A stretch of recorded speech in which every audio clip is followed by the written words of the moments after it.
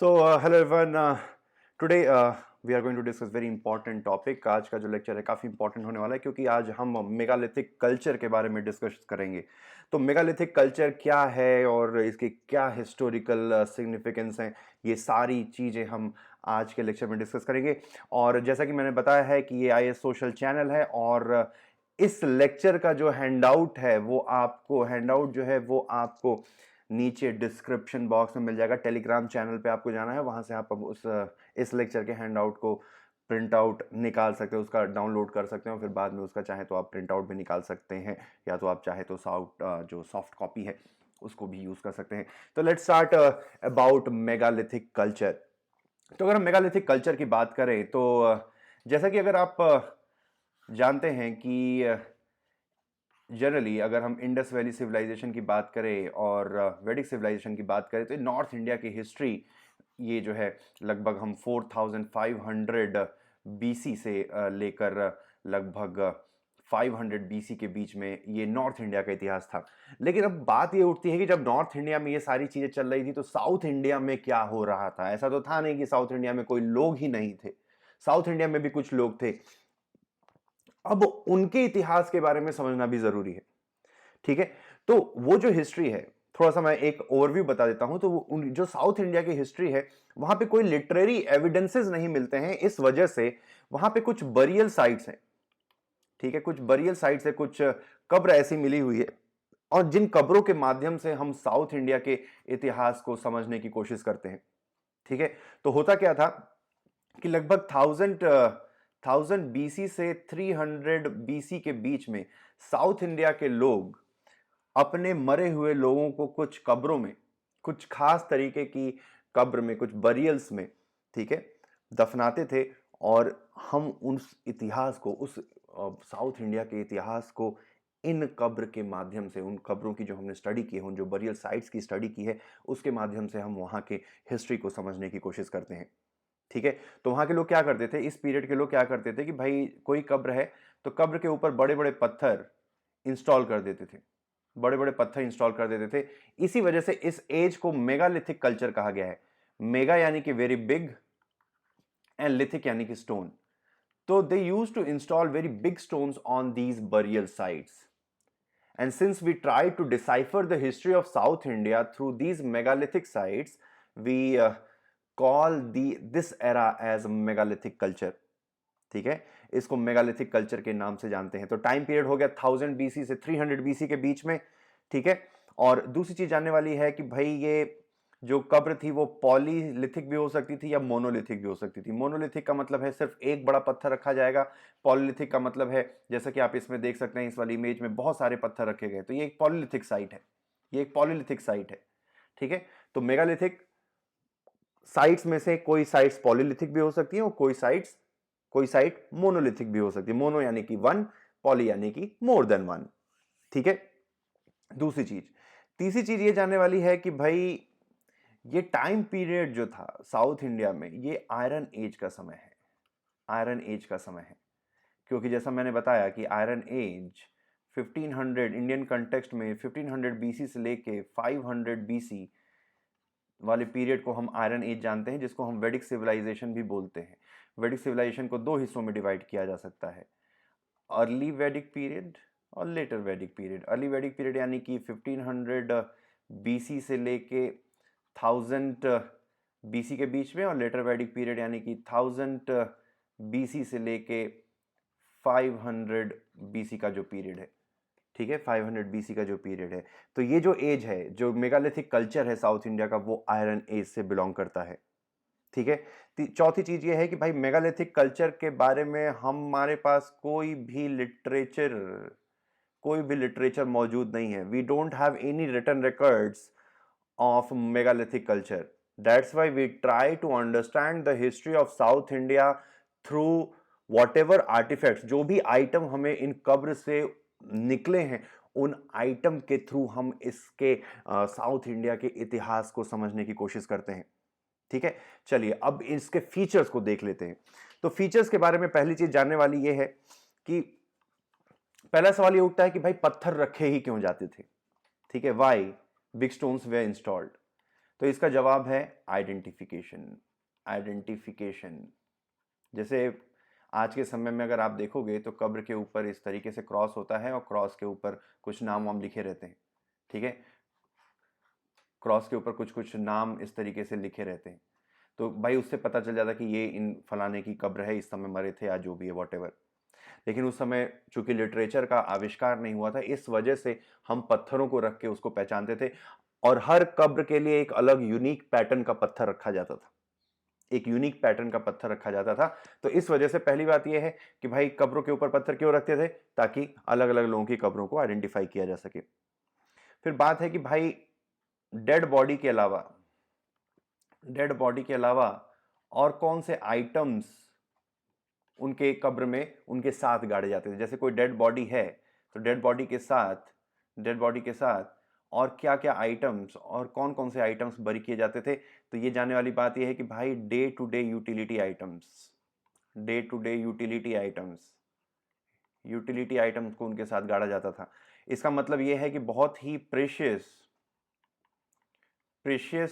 Items को नहीं बरी किया जाता था, बल्कि day to day utility items को बरी किया जाता था, ठीक है। दूसरी चीज, तीसरी चीज ये है कि भाई अब चूंकि day to day utility items को बरी किया जाता था, इसका मतलब क्या है, इसका मतलब निकल के क्या आता है, इंप्लाइड मीनिंग क्या है कि भाई people of this age believed in life after death, life after death, मरने के बाद पुनर्जन्म की फिलॉसफी पर विश्वास करते थे, ठीक है। मरने के बाद पुनर्जन्म की फिलॉसफी पर विश्वास करते, तभी वो मरे हुए के अगले जन्म में काम आने वाली चीजों को उसके साथ गाड़ा करते थे, ठीक है। फिर चौथी चीज ये आती है कि भाई इनकी लोकेशन क्या है।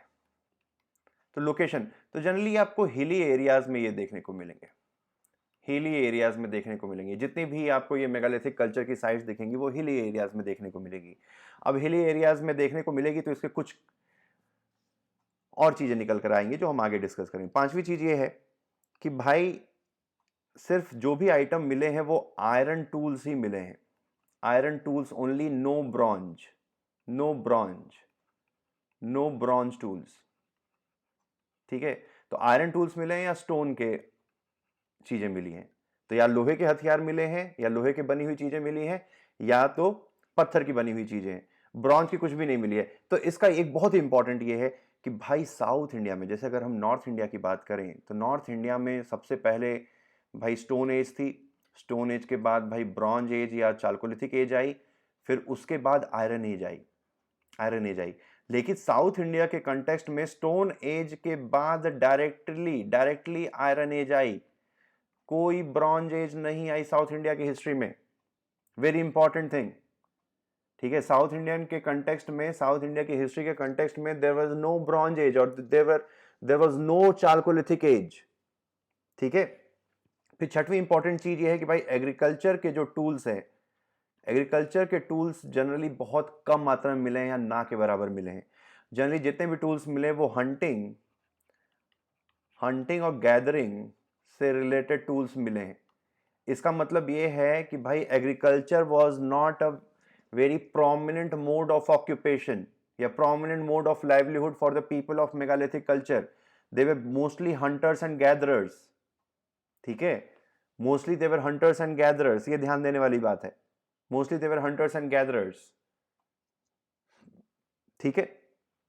चलिए अब कुछ चीजें हैं कि भाई आइडेंटिफिकेशन के लिए जल्दी से रिपीट कर लेते हैं। आइडेंटिफिकेशन के लिए इनको गाड़ा जाता था, फिर डेड बॉडी के साथ day to day utility items भी गाड़े जाते थे, प्रेशियस चीजों को नहीं गाड़ा जाता था। इसका मतलब यह है कि ये लाइफ आफ्टर डेथ पे विश्वास करते थे। लोकेशन जनरली हिली एरियाज में पाई जाती है, प्लेन्स में, रिवर वैलीज में नहीं पाई जाती हैं। रिवर वैलीज में आपको मेगालिथिक बरियल साइट्स नहीं देखने को मिलेगी, हिल एरियाज में देखने को मिलेगी, ठीक है। रिवर वैलीज में चूंकि नहीं भी रहते थे क्योंकि जरूरत नहीं थी, क्योंकि ये जो लोग थे वो हंटर्स और गैदरर्स थे, खेती नहीं करते थे, ठीक है। फिर पांचवी बहुत इंपॉर्टेंट चीज ये है कि भाई there was no bronze age in south Indian history, there was a direct jump from stone age to iron age, ठीक है। छठवीं चीज ये है कि एग्रीकल्चरल टूल्स नहीं मिले हैं, मोस्टली जो भी टूल्स हैं वो हंटिंग और गैदरिंग से रिलेटेड है। इसका मतलब ये है कि यहाँ के लोग जो है हंटर और गैदरर्स थे, न कि एग्रीकल्चर के ऊपर बेस्ड थे। अब बात आती है कि भाई लोकेशन, लोकेशन क्या है। तो मोस्टली कुछ साइट्स इंपॉर्टेंट है, ये जो साइट्स है जनरली आपको इस एरिया में, साउथ इंडिया की इस एरियाज में देखने को मिलेंगी। स्पेशली कर्नाटक में दो इंपॉर्टेंट साइट्स है, एक है आपकी ब्रह्मगिरी, ब्रह्मगिरी, और दूसरी साइट है वो है मस्की। मस्की, मस्की और ब्रह्मगिरी दो इंपॉर्टेंट साइट्स है जहां पर आपको ये मेगालिथिक साइट्स देखने को मिलेगी। उसके अलावा चाहे अगर आप देखें तो महाराष्ट्र हो गया, चाहे तमिलनाडु हो गया, चाहे केरला हो गया, आंध्र प्रदेश, तमिलनाडु, इन सारे लगभग साउथ इंडियन राज्यों में आपको मेगालिथिक कल्चर देखने को मिलेगा, मेगालिथिक साइट्स देखने को मिलेंगी। ठीक है, चलो। और एक और लास्ट में, last but not the least, कि भाई ये जो मेगालिथिक साइट्स है, मेगालिथिक साइट्स आपको कुछ नॉर्थ इंडिया में भी देखने को मिलेंगी, नॉर्थ इंडिया में। और जो नॉर्थ इंडिया की जो मेगालिथिक साइट्स है ये चालकोलिथिक एज से बिलोंग करती है। ठीक है, नॉर्थ इंडिया में स्पेशली अगर आप देखोगे, नॉर्थ इंडिया में आपको पाकिस्तान में, पाकिस्तान में, फिर आपको लेह में, ठीक है, पाकिस्तान हो गया, लेह हो गया, जम्मू एंड कश्मीर हो गया, इन सारे एरियाज में भी आपको मेगालिथिक साइट्स देखने को मिलेंगी। और ये जो मेगालिथिक साइट्स है ये आयरन एज से, सॉरी, ये ब्रॉन्ज एज से या चालकोलिथिक एज से बिलोंग करती है। ठीक है, तो इसका मतलब ये हुआ megalithic sites, megalithic sites, megalithic sites of North India are older than megalithic sites of South India। ठीक है, तो ये कुछ चीज़ें जाननी ज़रूरी हैं कि भाई मेगालिथिक जो बरियल साइट्स है, ये जो प्रचलन है वो सिर्फ साउथ इंडिया तक ही कन्फाइंड नहीं था, नॉर्थ इंडिया में भी कहीं कहीं पर देखने को मिलती है। हालांकि नॉर्थ इंडिया में काफ़ी कम मात्रा में देखने को मिलती है, लेकिन देखने को मिलती है। और दूसरी बात ये जानने वाली है कि मेगालिथिक कल्चर जो नॉर्थ इंडिया का है, मेगालिथिक जो साइट्स है, जो बरियल साइट्स हैं, वो ज़्यादा, कहीं ज़्यादा पुरानी है, क्योंकि वो ब्रॉन्ज एज या चालकोलिथिक एज से बिलोंग करती हैं। ठीक है, ऑलमोस्ट लाइक 2000 BC पुरानी है। साउथ इंडिया की जो बरियल साइट्स है वो मैक्सिमम 1000 BC पुरानी है। तो ये एक डिफरेंस है।